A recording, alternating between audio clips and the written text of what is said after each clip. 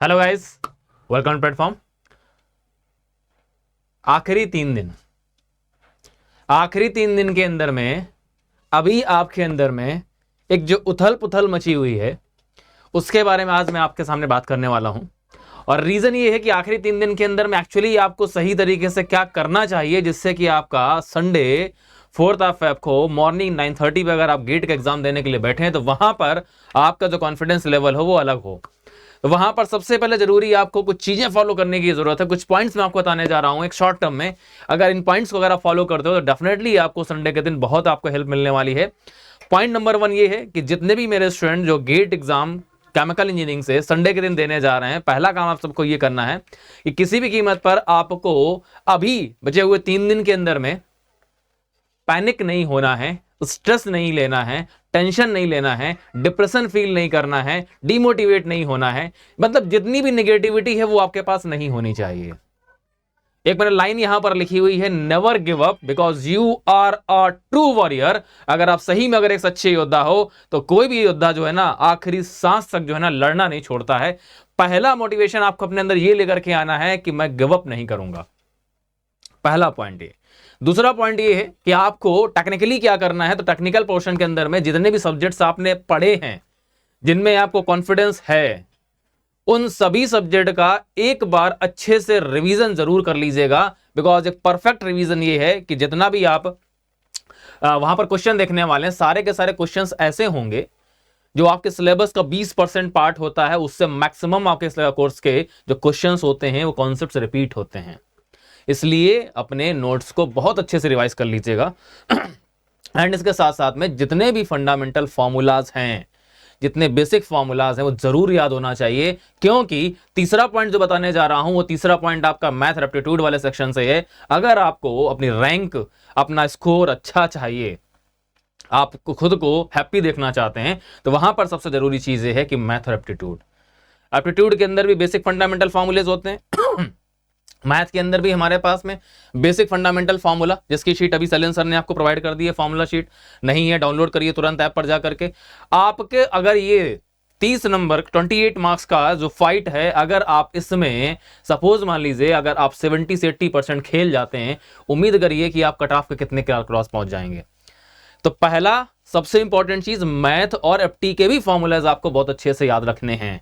साथ में technical part के जितने भी फॉर्मूले आपके पास में हैं उनको रिवीजन करिए। आपको दूसरा काम यह है कि जो भी सब्जेक्ट्स आपने पढ़े हैं उनका अच्छे से रिवीजन, अच्छे से रिवीजन, अच्छे से रिवीजन। मैं 3 बार रिपीट किया हूं, means that is the most important part. अगला जो पॉइंट वो ये है कि आपको इन बचे हुए दिनों के अंदर में कुछ भी एक्स्ट्रा नहीं करना है, कुछ भी नया नहीं करना है। कोई आपसे किसी टॉपिक के बारे में जिक्र करता है तो ऐसा कुछ भी आपको करने की जरूरत नहीं। अगर वो आपको टॉपिक नहीं आता है कोई दिक्कत नहीं, जितना आता है उतने से ही एग्जाम देने का ट्राई करिए। अगला पॉइंट ये है कि काफी सारे बच्चे इस करंट टाइम पर ये फील कर रहे होंगे मैंने जितना पढ़ा था लग रहा है सब भूल गया हूं, मेरे को कुछ याद नहीं आ रहा है, सर क्या करूं कुछ समझ नहीं आ रहा है, ये पढ़ने जाऊं तो लगता है ये रह जाएगा, ये पढ़ने जाऊं तो ये रह जाएगा। इसी को बोलते हैं आपका क्या, पैनिक सिचुएशन। ऐसा कुछ भी आपके अंदर नहीं है कि जो आपने पढ़ा हो वो आपको याद ना है। भाई साहब, जिस समय जिस हथियार की जरूरत होती है योद्धा उसी हथियार का इस्तेमाल करता है।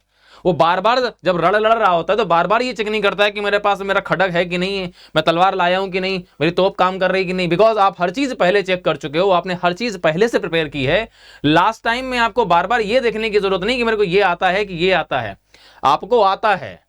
जितना आप इन 3 दिन के अंदर में खुद को रिलैक्स और काम फील कराएंगे उतना ही आपका ब्रेन इफिशिएंटली काम करेगा उन 3 घंटे के दौरान गेट एग्जाम के अंदर में।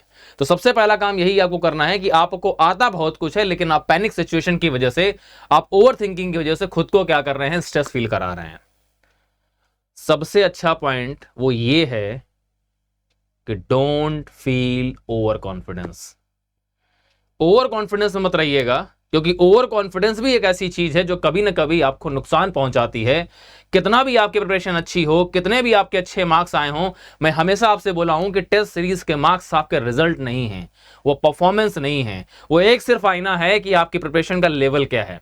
अगर आपके मार्क्स अगर टेस्ट सीरीज वगैरह में बहुत अच्छे आए हैं तो इसका मतलब आप ओवर कॉन्फिडेंट मत हो जाइएगा, जिस वजह से जाकर के गेट एग्जाम में आपको यह फील होने लगे कि मैं तो जो है ना इतना स्कोर करके आऊंगा। तो ओवर कॉन्फिडेंट भी आपको नहीं होना है। बिकॉज आपको हमेशा सेफ हैंड खेलना है। ओवर कॉन्फिडेंस की वजह से आप किसी भी बॉल पर आउट हो सकते हैं। कोई एक क्वेश्चन, नॉर्मल सा क्वेश्चन आपको नेगेटिव की तरफ ले जा सकता है, इसलिए ओवर कॉन्फिडेंट मत होइएगा। वहां भी आपको सेफ खेलना है। 3 घंटे के दौरान जितना आपने पिछले जब सीखा है मॉक टेस्ट से, वो सब कुछ आपके लिए बहुत हेल्प करने वाला है। वो एनवायरमेंट, वो फीलिंग जो 3 घंटे की आपको मिल रही है, हमारे PYQ मॉक टेस्ट अभी भी आपको मिल रहे हैं, ये सारी फीलिंग आपको उस 3 घंटे के दौरान संडे के दिन यही लगने वाली है। इसलिए कुछ भी नया नहीं करना है, जितना कर रखा है उसका अच्छे से रिवीजन करिए, पैनिक फील नहीं करना है। इसके साथ साथ में खुद को कॉन्फिडेंट रखिए। आप ये यकीन दिलाइए कि आई कैन, मैं कर सकता हूं, एंड आई विल, और मैं करूंगा। लेकिन इसका मतलब ये नहीं है कि आई विल का मतलब आप ओवर कॉन्फिडेंस में आकर के और अच्छा खासा अपना सिलेबस, अच्छा खासा जो आपका नॉलेज है, वो सब कुछ आपका उस दिन जो है ना वो काम करना बंद कर दे। क्योंकि रीजन क्या है कि ओवर कॉन्फिडेंस के अंदर में हमारे अंदर में एक्सपेक्टेशन ज्यादा बढ़ जाती हैं। ये एक्सपेक्टेशन ही कहीं ना कहीं आपको फिर जो है नेगेटिव लेके जाती हैं। ये नेगेटिविटी फिर आपको उभरने नहीं देती है। इसलिए ओवर कॉन्फिडेंस अगर नहीं आएगा तो आपकी एक्सपेक्टेशंस बहुत ज्यादा नहीं होंगी। आपका सिंपली, मैंने आपको एक तरीका बताया, गेट एग्जाम में सिर्फ एक टारगेट है, वो है आपका हर क्वेश्चन को जो है ना आखिरी दम तक लड़ना, आखिरी सांस तक उसको सॉल्व करने का ट्राई करना। ठीक है ना। अगले वीडियो के अंदर मैं आपको ये बताने वाला हूं किस तरह से आपको पेपर अटेम्प्ट करना है, क्या स्ट्रेटजी आपको वहां पर रखनी होती है। लेकिन अभी 3 दिनों के अंदर आपको एक्चुअली में क्या करना है, ये वीडियो के अंदर मैंने आपको बताया है। होपफुली यहां से आपको काफी हेल्प मिलने वाली है।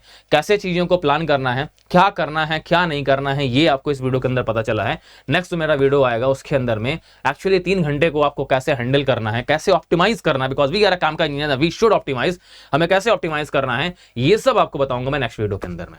ठीक है।